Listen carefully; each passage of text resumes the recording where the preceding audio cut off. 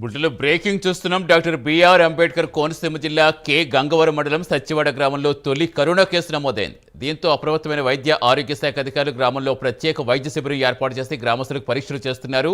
ఇంటింటికి తిరుగుతూ ప్రజల ఆరోగ్యంపై ఆరా తీస్తారు. కార్మిక శాఖ మంత్రి వాసంశెట్టి సుభాష్ గ్రామంలో పరిస్థితిపై వాకప్ చేశారు. కరోనా నియంత్రణకు ప్రభుత్వం అన్ని చర్యలు తీసుకుంటుందని హామీ ఇచ్చారు. ప్రజలెవరూ ఆందోళన చెందవద్దని సూచించారు. బూస్టర్ జరిగిందా మీకు? బూస్టర్ వేశారు కదా, మీకు వేశారు కదా ప్రధాన, మీరేం ప్యానిక్ అవ్వద్దు. కానీ ఏంటంటే ఊర్లో ఉంది కాబట్టి మీరు కొంచెం జాగ్రత్తగా ఉండాలి.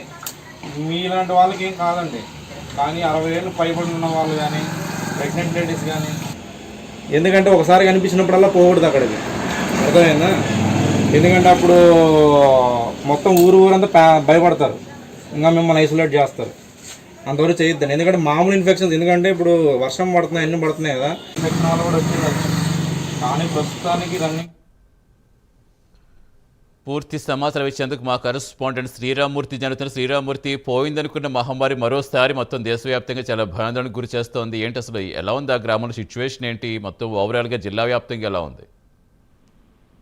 సతీష్, ఏదైతే కోవిడ్ మళ్ళీ వ్యాప్తి చెందుతుందన్న ఆందోళన ప్రజల్లో వ్యక్తమవుతుంది. అయితే గత 2 రోజులుగా కూడా రాష్ట్ర ప్రభుత్వం హెచ్చరికలు జారీ చేసింది. అప్రమత్తంగా ఉండాలని కూడా హెచ్చరిక వైద్యాధికారులు కూడా హెచ్చరించింది. అయితే నిన్న చూసినట్లయితే ఒక ఏదైతే కె గంగవరం మండలం సచ్చివాడ గ్రామంలో ఒక 64 ఏళ్ల వ్యక్తికి కోవిడ్ పాజిటివ్ వచ్చింది. అయితే ఇది మళ్ళీ నిర్ధారణ కోసం కాకినాడ జీజీహెచ్ కి తరలించి మళ్ళీ ఆర్టీపీసీఆర్ చేసినప్పుడు కూడా అదే పరీక్షలో కూడా మళ్ళీ పాజిటివ్ నిర్ధారణ అయింది. అంటే జలుబు, దగ్గు, అలాగే జ్వరంతో బాధపడుతున్న ఎవరైనా ఉంటే వెంటనే ఈ టెస్టులు చేయించుకోవాలి, వైద్య శిబిరానికి రావాలి కూడా వైద్యులు ఇక్కడ అంటే డాక్టర్ అంబేద్కర్ కోనసీమ జిల్లాలో వైద్యాధికారులు అందరూ కూడా అప్రమత్తమయ్యారు. వీరికి ఇక్కడ సచివాడ గ్రామంలో ఈ రోజు ఒక ప్రత్యేక వైద్య శిబిరం నిర్వహించి ఇంటింటికి కూడా 7 వైద్య బృందాలను నియమించి సర్వే కూడా చేస్తారు. ఎవరైనా దగ్గు కానీ జ్వరంతో కానీ బాధపడుతుంటే వారిని చికిత్స చేసి, అంటే పరీక్షలు చేసి చికిత్స చేస్తున్నారు. వారికి ఈ టెస్టులు ప్రాథమికంగా టెస్టులు కూడా నిర్వహిస్తున్న పరిస్థితి ఉంది. అయితే ప్రస్తుతం ఎవరు కూడా ఆందోళన చెందవసరం లేదని చెప్పి ఆ మంత్రి సుభాష్ కూడా, అంటే రామచంద్రపురం నియోజకవర్గం పరిధిలోకి ఈ సచివాడ గ్రామం వస్తుంది. ఆ మంత్రి సుభాష్ కూడా ఇక్కడ జిల్లా కలెక్టర్ మహేష్ కుమార్ తో, అలాగే డిఎంహెచ్ఓ దుర్గారావు గారితో కూడా సమీక్షించారు. అయితే ప్రస్తుతం అయితే పరిస్థితి అదుపులోనే ఉంది. ఇది వ్యాప్తి చెందకుండా ఏదైతే లాక్డౌన్, అంటే ప్రోటోకాల్, ఏదైతే కోవిడ్ ప్రోటోకాల్ ఉంటుందో అవన్నీ పాటిస్తున్న పరిస్థితి ఉంది.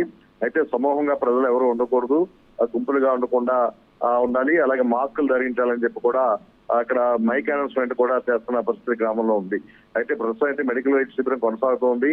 ఇప్పుడు ఎవరు కూడా ఆందోళన చెందవసరం చెప్తున్నప్పటికీ కూడా దేశవ్యాప్తంగా చూసినట్లయితే కేరళ, మహారాష్ట్ర, తమిళనాడు, అలాగే ఢిల్లీ, ఈ రాష్ట్రాల్లో ఆల్రెడీ కోవిడ్ కేసులు పెరుగుతున్న పరిస్థితి ఉంది.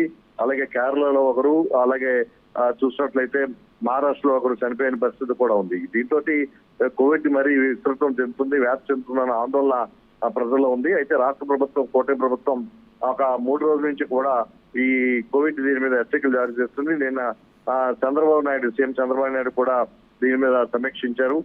ప్రస్తుతం జిల్లా అధికారులతోటి కోవిడ్ ప్రత్యేకమైన విభాగం అమరావతి నుంచి కూడా ఎప్పటికప్పుడు సమీక్షలు చేస్తూ ప్రజల్ని అప్రమత్తం చేయాలని, అప్రమత్తంగా ఉండాలని కూడా ఆదేశాలు ఇస్తున్న పరిస్థితి ఉంది. అన్ని ప్రభుత్వ ఆసుపత్రుల్లో ఇక్కడ కోవిడ్ కి సంబంధించి ఏదైతే ప్రోటోకాల్ సంబంధించి ఉన్నాయో, ఏదో ఆక్సిజన్ సిలిండర్స్ కానీ, అలాగే కోవిడ్ కి సంబంధించిన మాస్కులు ధరించడం కానీ, ఆర్టీపీసీఆర్ టెస్టులు నిర్వహించడానికి కానీ, అలాగే వైద్య సిబ్బంది కూడా పూర్తి స్థాయిలో ఉన్నారు లేదని చెప్పి కూడా ఆరోపిస్తున్న పరిస్థితి కనిపిస్తుంది.